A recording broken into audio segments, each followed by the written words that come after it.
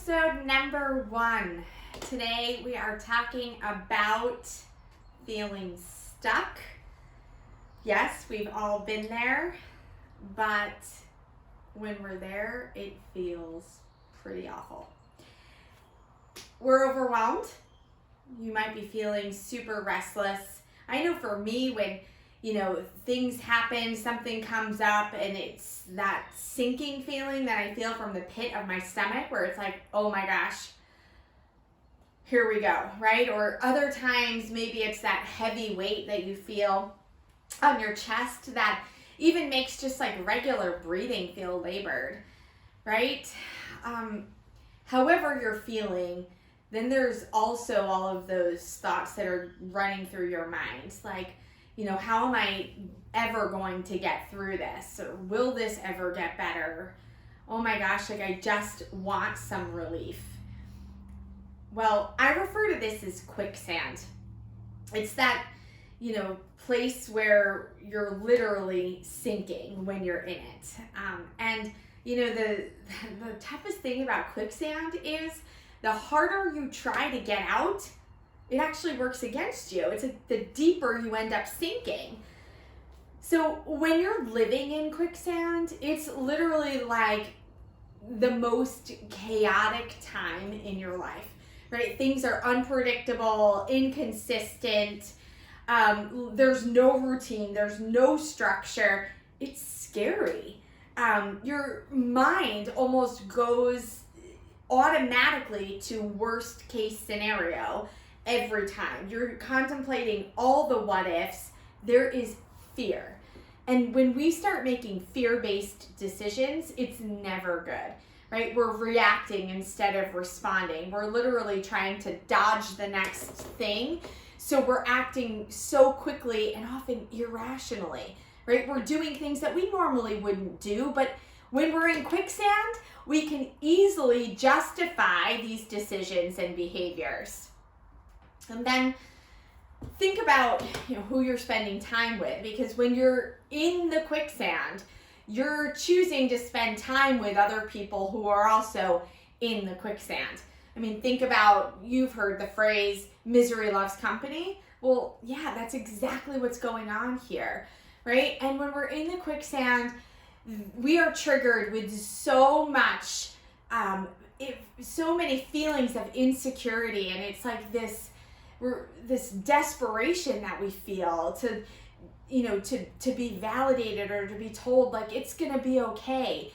And we're given advice, or we start taking advice from people that feels easy. It's like the easiest solution, like whatever I have to do, I just want this to go away, right? And because we're really not thinking things through, or maybe not going to the best people to help us, we're making decisions that are unhealthy or creating more dysfunction rather than helping us through the situation. Another thing that happens when we're in quicksand that actually works against us too is, we're listening to so many other negative stories, like, people going through really, difficult times or adverse circumstances, right? That we start to deny ourselves our own feelings and our own circumstances, by saying like, well, gosh, I feel guilty for even bringing this up or talking about it because I know, my friend over here is going through something so much worse. And so instead of dealing with our own stuff, we're distracted, or maybe we feel compelled to go and help them, help the other people, get through their own circumstances and take care of them, which is great, except we're avoiding and neglecting the things that are going on in our own world. And sometimes, time can work against us. We leave something, unresolved to fester, and it just gets bigger and bigger and bigger. So it might be something short term that you're going through that's keeping you stuck, more of a seasonal thing, like my friend Lynn, who, she's a mom of 2 children and finally got the news that she can return back to work, which she's been waiting for in the midst of this pandemic, and being unemployed has created a lot of financial hardship for her family. But now with, school still being out and there's very limited childcare options and no camps or things to kind of occupy her children during the day, she's feeling like overwhelmed, to say the least. She's actually delayed her return to work beyond what she wanted to do, and because she literally couldn't do anything in the beginning. She was feeling so alone and so desperate that she did nothing. And that happens. It's really common. Or maybe you can relate to a situation that's been going on for my girl Kate for a little bit longer than she would like. She got good news. She was being promoted about 6 months ago and landed this dream job that she's always wanted, and went into this position with a lot of enthusiasm and really looking to learn some new skills, only to find that this position has made her question herself so much that she started sabotaging herself at work. She, a bigger job meant bigger problems. She wasn't anticipating that, and it caught her off guard. And then started to see how all of her negative thoughts and questioning of herself was starting to actually affect her life outside of work. She saw dynamics in her marriage starting to shift, and she stopped doing things that, she once enjoyed doing. She was no longer, going out and taking hikes and spending time with her family, and she wasn't reading, and she was literally like just zoned in on autopilot, and there was no joy. Or maybe you're in a situation where your quicksand is really intense, and it's a quicksand that you've been living in throughout your life, and you're finally at a place where you can see that there is another option. There are other opportunities, and there is a way out, and you're starting to get a glimpse of what that vision of you is outside of the quicksand. That reminds me of my friend Trish, who's had a pattern of unhealthy, abusive relationships with different partners, and she's now found herself so deep in an unhealthy relationship that she's created significant debt.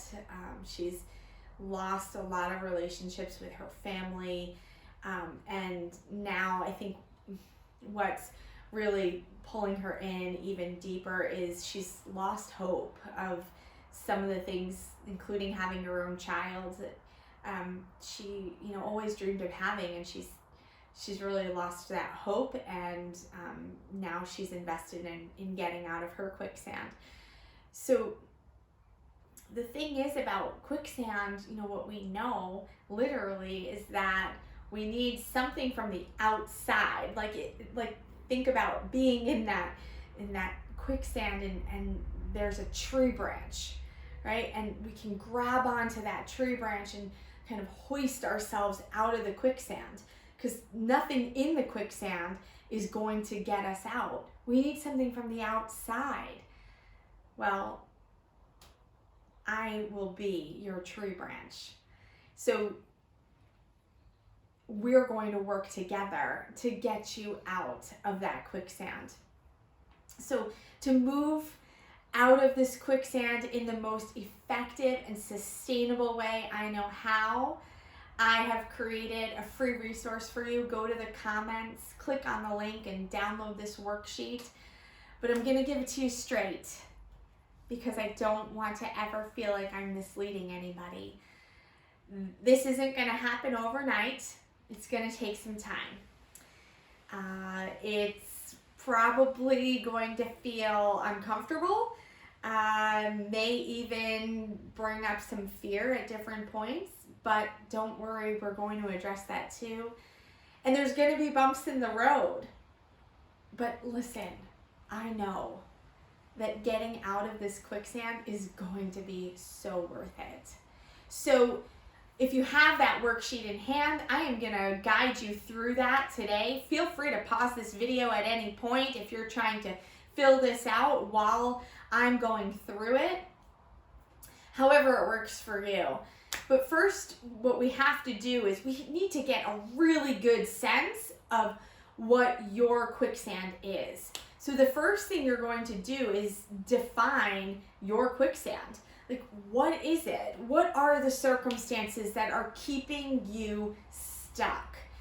Right? So you might think of, my 3 friends that I talked a little bit about. What is contributing to your chaos? I mean, what is it? Is it, think about, is it short term? Is this kind of a phase of life issue that you're going through? Or is this all you know? It's okay. Just, you want to describe this in as much detail as possible. And then we want to take a look at what are the things that are contributing to your quicksand, right? It might be some people, right? So I want you to list them off specifically. I'm not looking at your worksheet. This is for your own private space and private work, but you can write down their names. Who are these people, or who are these systems? It might be your, your employer, or it might be your spiritual community, or who knows? What about your thoughts? What are the thoughts that are contributing to your quicksand or to that negative mindset? What are the things that you're saying to yourself throughout the day? Don't judge, just write them down. And then what are the other things contributing to your quicksand? When I'm in the quicksand, I will often do a time inventory. So, how am I spending my time? What am I doing with my time?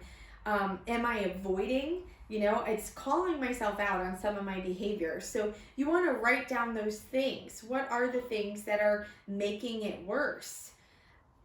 And what does it feel like? Oh my gosh. You want to know for sure what these feelings are, because that's going to help you down the road. So if we're ever on a path where we're feeling like we might be headed back towards quicksand, we're going to be able to stop ourselves, right? So we don't wind up there. And how we best do that is by going back to the feeling, right? So I want you to describe what it actually feels like. I mean, I use words like it feels stifling, or it feels suffocating, or I'm literally trying to keep my head above water. It might be impacting your sleep, or maybe you have no appetite. Maybe, your head is just spinning constantly. Maybe you're impatient, you're snapping at your family and your kids. Maybe you have got no patience, and it's like every little thing just sets you off. Write it down. I want to know what it feels like for you, because I want you to get really close to these feelings. And how we do that is by labeling them. So write them all down. I want you to think about things like, how do you feel when you first wake up in the morning? What is the first thought that comes to mind? Write that down too. All right. Now I want you to go to the next question, which is, how is this quicksand serving you? I know, it doesn't even seem like the question makes sense, but it has to be serving you in some way.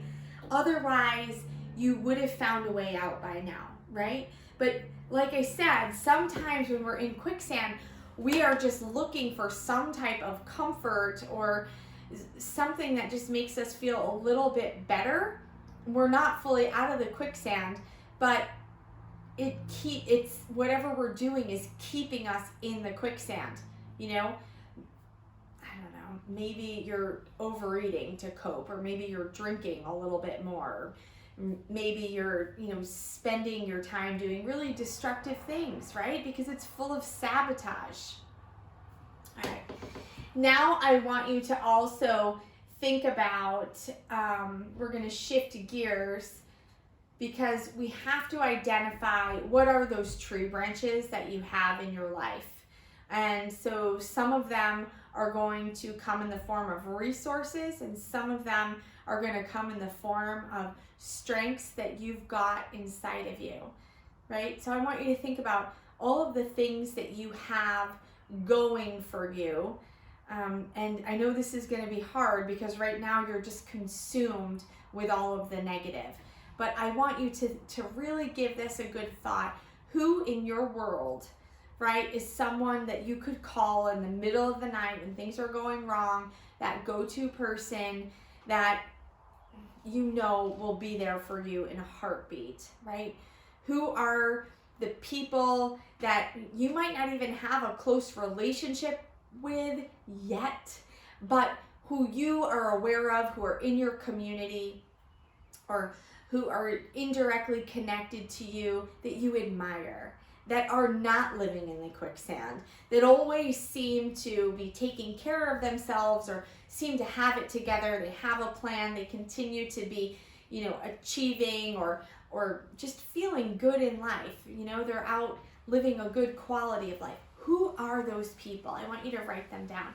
I want you to write down all of the places that you have in your life that are a source of support. Maybe it's the book club you go to once a month. Maybe it is your church community. Maybe it's, the family member who lives in Oregon who you never talk to, but, as a child you had such a close connection to. Maybe that's a person. Maybe it's a community that you have online.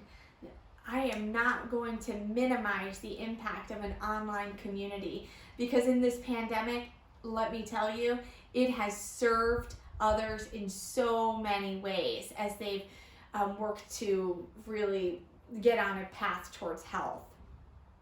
All right, now I want you to think about your strengths. I want you to think about the things that people admire in you. I want you to think about, the positive feedback that you get from others. What are they saying, right? What do they take from you? You're reliable, you're kind, you make the best cornbread. It can be anything, but I want you to think about what are those strengths. Maybe it's, you are the person in the neighborhood that all the kids flock to because they just love playing in your yard.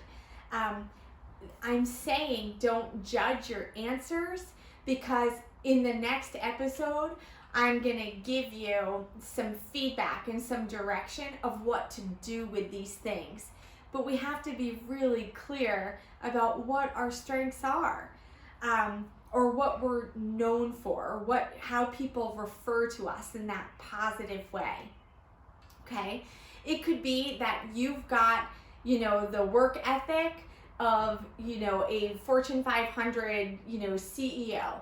Write it down, right? Even if it's not how you're actually living right now, even if it's not something that you're actualizing on a day-to-day basis, right? I want you to think of your best self and what are those strengths. Maybe it's easier to access them in that way. Okay. And finally, what I want you to do as we start to identify ways to get out is I want you to rate your level of motivation, right? So, because this also makes a difference. I can't assume that we're all ready to just jump out of the quicksand. Some of us, we need some time. We need to, we really need to make sure that we're doing this in a very strategic way to minimize other risks that could come from leaving the quicksand. because ultimately we are leaving some things behind. And so I want you to know I'm very mindful of that. We want to do this in a safe way possible. So your motivation level, might be contingent upon other things that you need to feel safe. And so I want you to write down those things too. So you may need time, you may need information, you may need resources, you may need to have a safety plan in place, you may need additional financial resources, or you might need, that babysitter that we're all looking for, that person that can kind of swoop in and be you in your absence without much training, or, can kind of just pick up the pieces.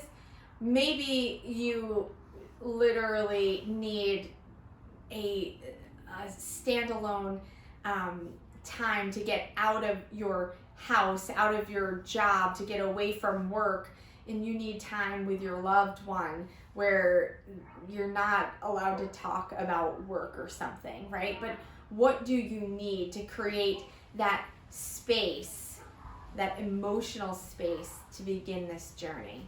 So I've given you a lot to think about. I hope you're still writing on your sheet. If you haven't done so already, I want to make sure you've subscribed to this channel so that you can keep getting updates and alerts. Hit that notification bell when we post additional episodes to support you along your path. And I look forward to connecting with you next week.